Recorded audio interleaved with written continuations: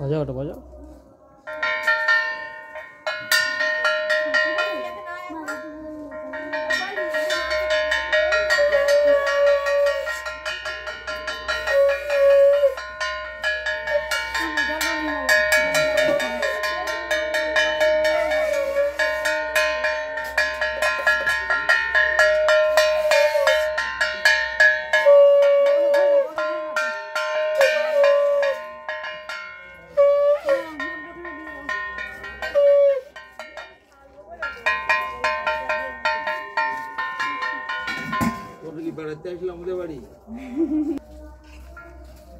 ঘরে রাখো খাওয়া জল না খাওয়ার জল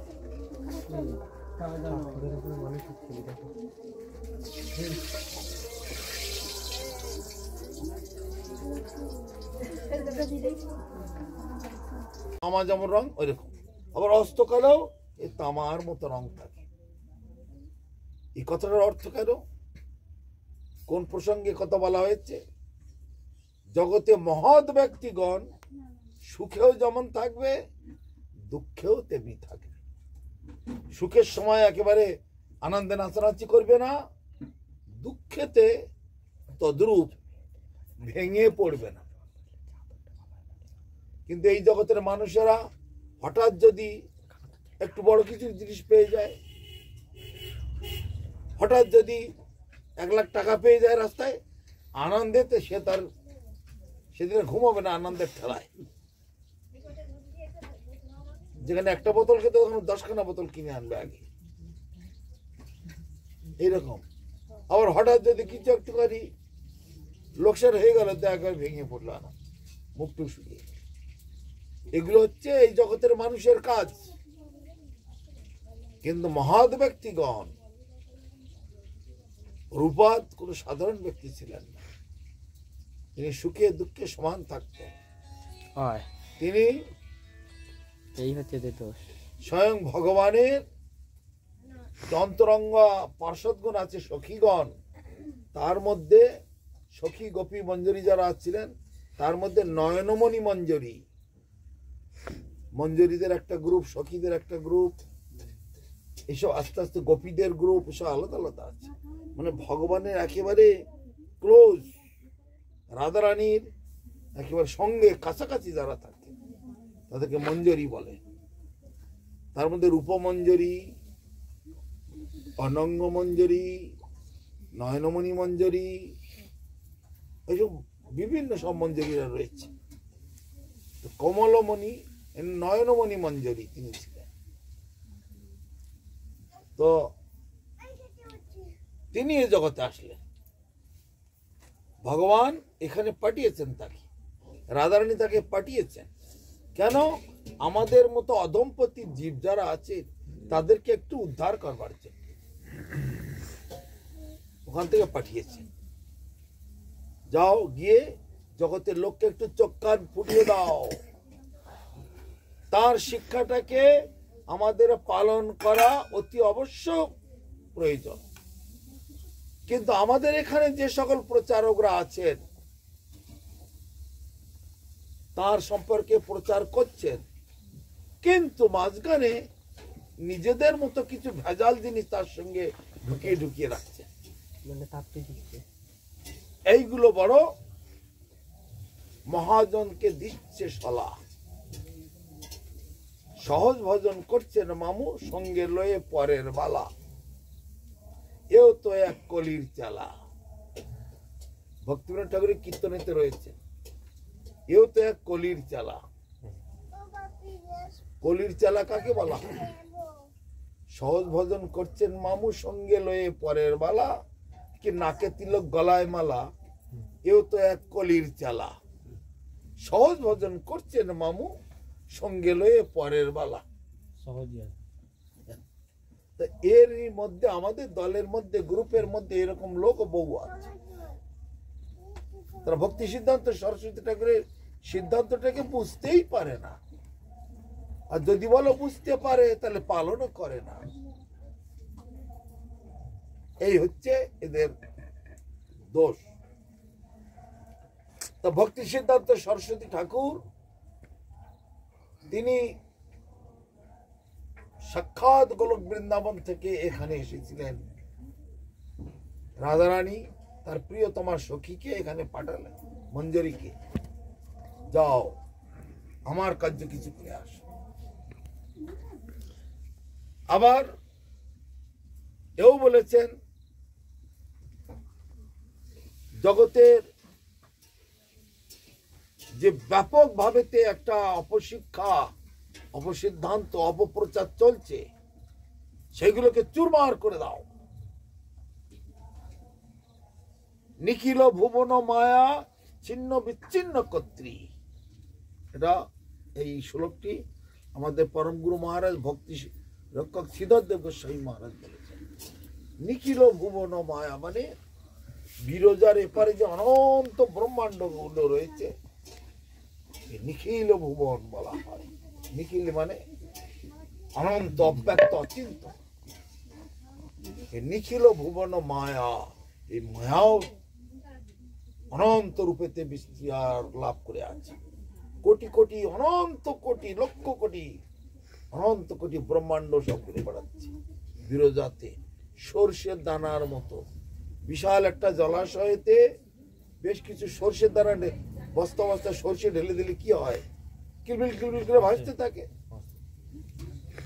ছোট, মোটা, মাঝারি কত রকমের সর্ষে রয়েছে, তার কোনো শেষ নেই, গুণে কেউ শেষ করতে পারবে না।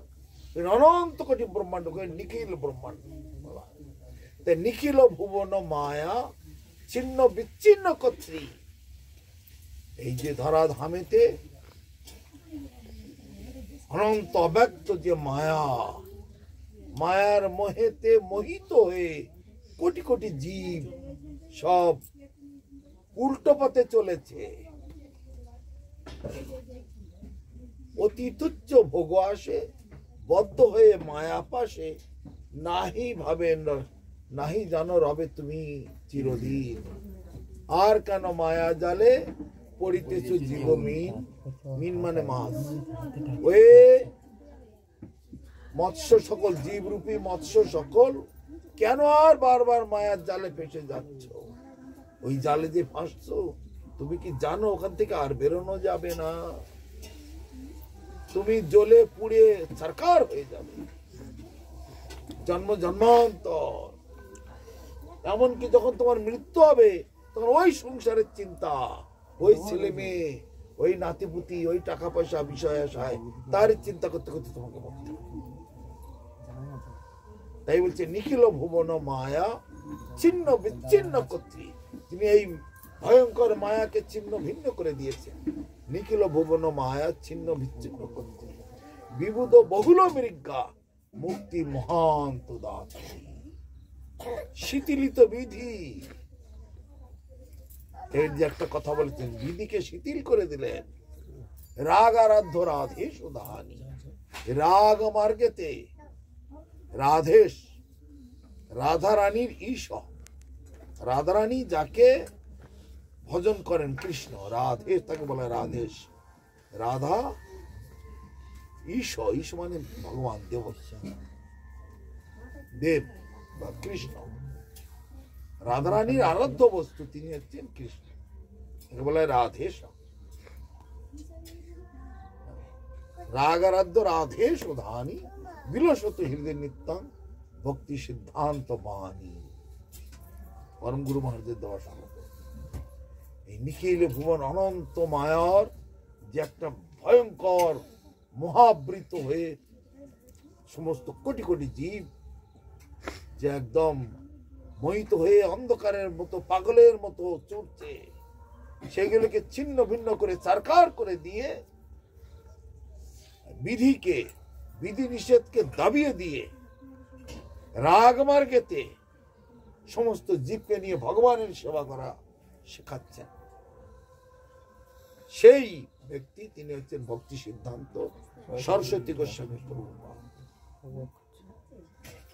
দেখুন এখানে কত বড় মূল্যবান কথা। রাগ মার্গেতে বিধিকে দাবিয়ে দিলেন। বিধি মার্গেতে সেবা হয়, জগন্নাথ মন্দির আদিতে বিধি মার্গেতে সেবা হয়। সেখানে আতপ চালের অন্ন ছাড়া সেতু চালের অন্ন ভোগ হবে না, একমাত্র ব্রাহ্মণ ছাড়া পূজা হবে না। এসব বিভিন্ন জায়গাতে ব্রাহ্মণ ছাড়া পূজা হয় না। তারপরে কত রকমের সব নিয়ে পৈতে চাই, দীক্ষা চাই, কত রকম। কিন্তু পূর্বা দেশে মিলেচ্ছদেরকে, যারা যবন মিলেচ্ছ প্রায় সিমিলার, কাছাকাছি প্রায় সমান, তারা সেখান থেকে সেই যবন মিলেচ্ছ সেই সব লোকেরা তারা গোমাংস খেত, কুকুরের মাংস খেত, শুয়োরের মাংস খেত, অত্যন্ত নিম্নমানের জীবনযাত্রা তারা করত। সেইখান থেকে তাদেরকে তুলে, তাদেরকে মস্তক মুন্ডন করে, গেরুয়া ধারণ করিয়ে, দীক্ষা গ্রহণ করিয়ে, পৈতে আদি দিয়ে একেবারে ব্রাহ্মণোচিত, ব্রাহ্মণের থেকেও উপরে তুলে দেয়। ব্রাহ্মণ ব্রাহ্মণ নহে যদি কৃষ্ণ তজে, শূদ্র শূদ্র নহে যদি কৃষ্ণ ভজে, যে ভজে সেই বড়, অবক্ত হিংসার আর কৃষ্ণ ভজনেতে নাহি জাতি কুলাদি বিচার। তাহলে ব্রাহ্মণ ব্রাহ্মণ হবে না যদি সে নিজের মানে কর্তব্য পালন না করে, শূদ্র শূদ্র থাকবে না যদি সে কর্তব্য পালন করে। শূদ্র হয়ে যদি ভগবানের সেবা করে, দাসত্ব স্বীকার করে, শুদ্ধ ভক্তের কাছ থেকে দীক্ষা আদি গ্রহণ করে, হরিনাম করে, ঠাকুরের সেবা করে, তো ওই ব্রাহ্মণের থেকে, যে ব্রাহ্মণ কখনো নিজের মানে নিয়ম কানুন পালন করে না, তার থেকে লক্ষ্য করে এই শ্রেষ্ঠ, শূদ্রই শ্রেষ্ঠ। অতএব এই কলিযুগেতে ব্রাহ্মণ ভ্রষ্ট, শাস্ত্রে এটা বলা হয়েছে। এই ব্রাহ্মণোচিত আচরণ যদি নিম্নমানের হয়, মানে ভগবত সেবায় বা রাগমার্গের অনুকূলে না আসে, তাহলে ওই ব্রাহ্মণ্যজমের কোনো মূল্য নেই। জগতের বহু মানুষ এইরকম ধরনের নিম্নমানের চিন্তাধারা নিয়ে থাকে। তা প্রভুপাদ কি শেখাচ্ছেন? তার চিন্তাধারা অত্যন্ত উন্নত মানের। পৃথিবীর, ভারতের বাইরে এই মহাপ্রভুর কথা ছড়াবার জন্যে তিনি আমাদের পরম গুরু মহারাজ ভক্তি রক্ষক শ্রীধরদেব গোস্বামী মহারাজকে পাঠাতে চেয়েছিলেন, আপনি যান বিদেশে প্রচার করুন। উনি একটু সংকোচ বোধ করলেন, আমি আর কি বা জানি, কি করব, তাছাড়া ওদের সঙ্গে ওদের ভাষা উচ্চারণটা আমি বুঝতে পারি না, তারপরে ওদের সঙ্গে এক টেবিলে খাওয়া, ডানাতে বাহাতে সবভাবে খায়, এগুলো আমার একটু সংকোচ, আমার একটু মানে অসুবিধা মনে হয়। তবু আপনি যখন বলছেন আমি যেতে পারি, আপনার কিন্তু আমার থেকে ভালো হবে আরো যিনি যোগ্য আছে তাকে পাঠাবেন। তখন প্রভুপাদ কিছুটা উপলব্ধি করতে পারলেন যে ডেসপারেট যে লোক আছে তাকে পাঠাতে। তখন ভক্তি সারঙ্গ গোস্বামী মহারাজকে পাঠালেন। তারপরে বন মহারাজকে পাঠালেন। তারপরে আরো অন্যান্য মহারাজ দেখা করে, তো স্বামী মহারাজকে বলে গেলেন তুমি বিদেশে প্রচার করবে, তুমি ভালো ইংরেজি বলতে পারো, তুমি বিজনেস করো, এবং বিজনেসেতে লোকের সঙ্গে কথা বলে বলে তোমার কথা বলার একটা হ্যাবিট হয়েছে ভালো, অর্থাৎ তুমি বিদেশিদের কথা ভালোই বুঝতে পারবে, বলতে পারবে, বোঝাতে পারবে। তার মাঝখানে শ্রীধর মহারাজকে আবার তিনি বলেছিলেন প্রভুপাদ, তো ওখানে গিয়ে কিভাবে প্রচার হবে? ওখানে তো আমাদের কেন, লন্ডন হচ্ছে পৃথিবীর মধ্যে শ্রেষ্ঠ জায়গা, ব্রেকের মাথায় ঘাই দিলে ভিতরে ঢোকে, শ্রেষ্ঠ জায়গায় সেখানে যদি একটা মঠ প্রতিষ্ঠা করা যায়, সেখান থেকে যদি প্রচার হয়, ওই প্রচারটা সারা পৃথিবী ব্যাপী ছড়াবে। কিন্তু সেখানে তো আমাদের কথা শুনবি এরকম তো ওদের মোটিভ তো এরকম নয়।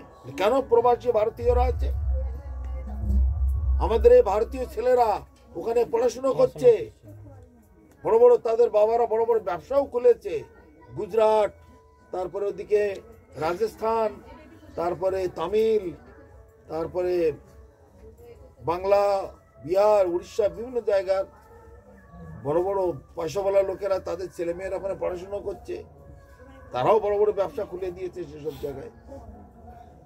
সেইখানে আপনি যাবেন, তাদের সঙ্গে কথা বলবেন, আমাদের ভারতীয় লোকেদের সঙ্গে কথা বলবেন।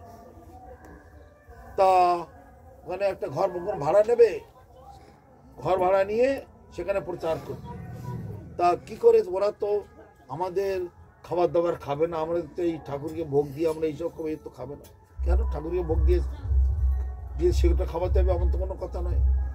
বাইরে হোটেল থেকে খাবার নিয়ে আসবে, যে খাবার ওরা খেতে পছন্দ করে সেই খাবার এনে ওদেরকে খাও, কবি ওদেরকে সন্তুষ্ট করবে, করে তারপর ওদেরকে বসিয়ে ঠান্ডা মাথায় ওদেরকে বোঝাবে।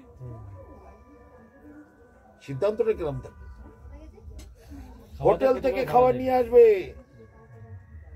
বাধা দেয়নি খাওয়ার প্রতি, যে খাবারের প্রথম অবস্থায় কোনো বাধা দিচ্ছেন না। তোমাদের এই নিরামিষ খাবার ঠাকুরকে ভোগ দিয়ে শাক, লতা পাতা, ডাল, ভাত, লাবড়া এইসব খাওয়াচ্ছ, ওরা খাবে না ঠিকই। ওরা যে সকল খাবার খেতে পছন্দ করে সেই সকল হোটেল থেকে নিয়ে আসবে, নিয়ে এসে তাই খাওয়াবে ওদের। বসে হরিনাম হরি কথা বলে ওরা সন্তুষ্ট হলো, এইবার ওদের বসিয়ে হরি কথা বলো, বলে ওদের ব্রেন ওয়াশ করো। তখন আমাদের পরম গুরু মহারাজ বলেছিলেন, যদি এইটা করা হয় তাহলে আমাদের এই ভারতবর্ষে অনেক সম্প্রদায় আছে, ভারস্য আশ্রম আছে, তারপরে আরো অন্যান্য সব আউল বাউলের দল রয়েছে, কত সব রয়েছে, তারা ছিছি ছিছি করে এই গৌরী মঠ এখন সব এত নিচে নেমে গেছে, এইসব করে ওইসব করে। আর রামকৃষ্ণ মঠ তো বলে, আর আমরা মাছ মাংস খাই, তা ওদের অত হিংসা হয় কি করে? ওরা তো হোটেল থেকে মাছ মাংস এনে লোকে খাওয়াতে পারে, তা আমরা মাছ মাংস খাই, তাতে আর অসুবিধা কোথায়? আর নানাভাবে আমাদেরকে হেয় করবে, ছোট করে। তখন প্রভুপাদ বলেছিলেন, হয়েছে হয়েছে, আপনি এখন বন্ধ রাখুন এইসব কথা যে আপনি বলছেন, আমি 1000 জন্ম আগে আমার ভাবা হয়ে গেছে, 1000 জন্ম আগে আমি ভেবে বসে আছি, ওসব আমাকে আর নতুন করে বলতে হবে না। আমাদেরকে বৈকুণ্ঠ বৃত্তি হতে হবে, এই যে একটা কথা, আমাদেরকে বৈকুণ্ঠ বৃত্তি মানে বৈকুণ্ঠ ধামের মতো স্বভাব। বৈকুণ্ঠ বৃত্তি কাকে বলে? বৈকুণ্ঠ কথার অর্থ কি? নহি কুণ্ঠ যত্র, যেখানে কোনো দোষ নাই, দোষ মুক্ত এলাকা, তাকে বলা হয় বৈকুণ্ঠ। যেখানে কোনো দোষ নেই, নির্দোষ ভূমিকা। তা আমরা এখানে মাছ মাংস কেন দেখবে?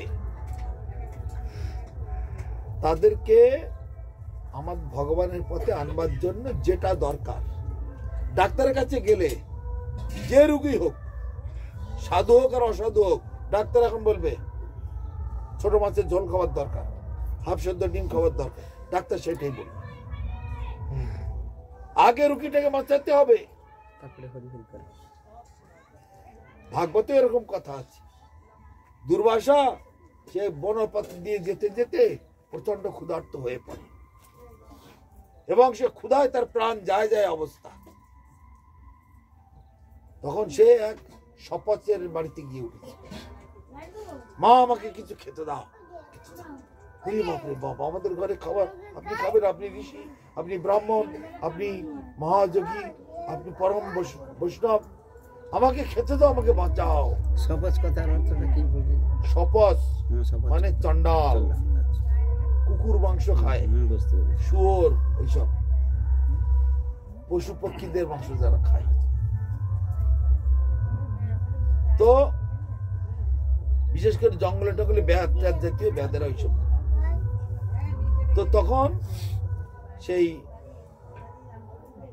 ঋষি তখন বললেন, কিছু আমাকে তো খেতে দাও আমাকে, আমাদের গৃহেতে যে খাবার আছে আমি কি করে দেব? কতগুলো কুকুরের মাংস কেটে সেদ্ধ করে লবণ দিয়ে সেদ্ধ করে রাখা আছে।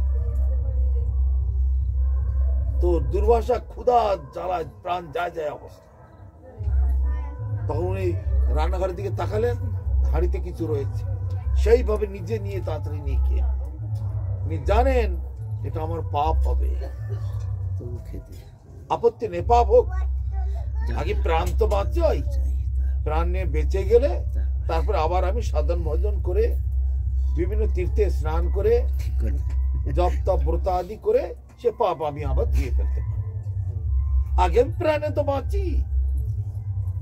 তখন সেই শপথের স্ত্রী দিতে চাইছে না, দৌড়ে তিনি সেই হাঁড়ি থেকে নিয়ে ঢেলে নিয়ে তাড়াতাড়ি করে খেয়ে আগে প্রাণ বাঁচালেন।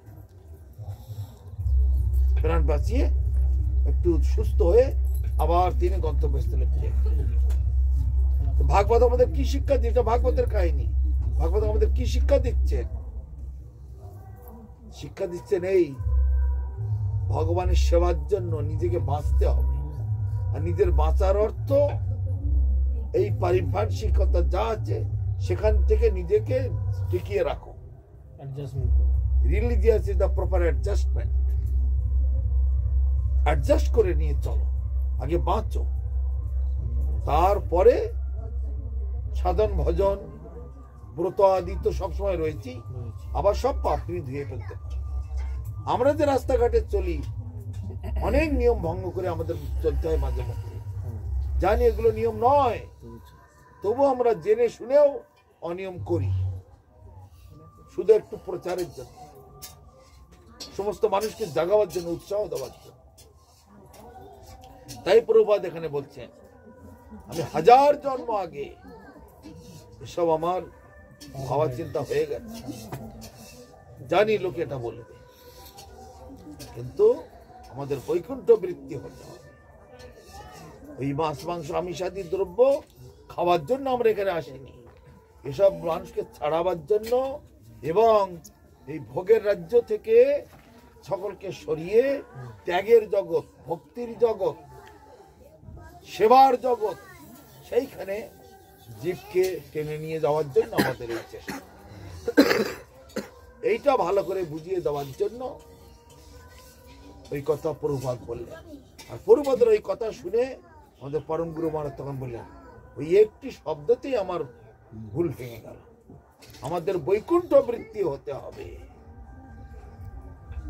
তাই দেখ, এইসব প্রভুপাদের কথা অনন্ত কথাবার্তা, অনন্ত যুক্তি তর্ক রয়েছে। সে একটু এই ভক্তি মার্গেতে উপরের দিকে না উঠলে তাদেরকে আর কাকে বোঝাবো? হ্যাঁ, বুঝলাম। এখানে সবাই তো প্রাইমারি স্কুলের ছাত্র, তা আমি যে কলেজ ইউনিভার্সিটির মতো একটা লেভেল যে দেব, সে দেওয়ার মতো কেউ নেই। 2-4 লোক থাকবে তো, যারা একটু ধরবে বা বুঝবে, তারা তো আগেই পালিয়েছে। বাদ বাকি যা আছে প্রাইমারি থেকে হাই স্কুল পর্যন্ত 10-2 তা এখানে আর বেশি গভীর কথা তো কিছু দেওয়া যায় না। প্রভুপাদ বলছেন সেবার মহিমা।